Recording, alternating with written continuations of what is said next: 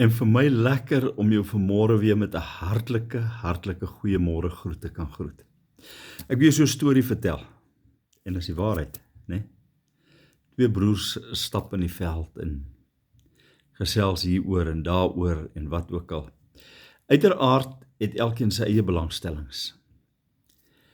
Maar tog is daar so 'n bietjie jaloesie in die hart van die een teenoor die belangstelling van die ander een. En uiteindelik kan hy dit nie meer hou nie. Hy tel 'n klip op en slaan sy broer dood.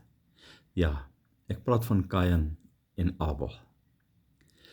En daar's nou 'n hele storie rondom dit, hoekom Kain vir Abel doodgeslaan het en die jaloesie en. Maar ek wil vanmôre vir jou net hierdie vraag vra gou. Wat is dit wat jou broer doen? Wat maak dat jy so min van hom hou, of omgee, of liefhet, dat jy hom sal doodslaan?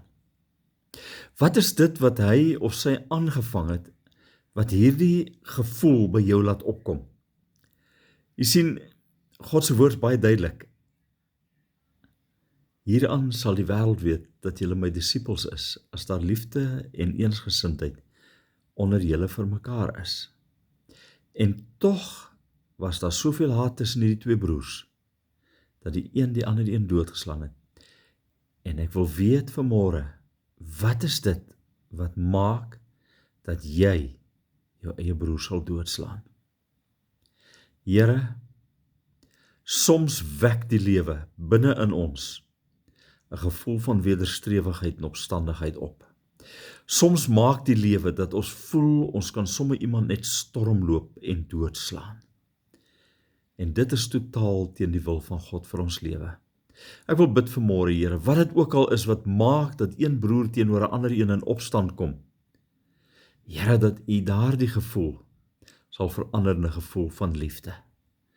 Dankie dat U dit doen, dankie dat U ons gebed hoor, dankie dat U mense heel maak na liggaam, siel en gees, en Here, dat U vandag nog steeds tussen mense vrede bewerkstellig. Amen. Jy moet 'n baie lekker dag hê, gaan geniet hom. Bye bye.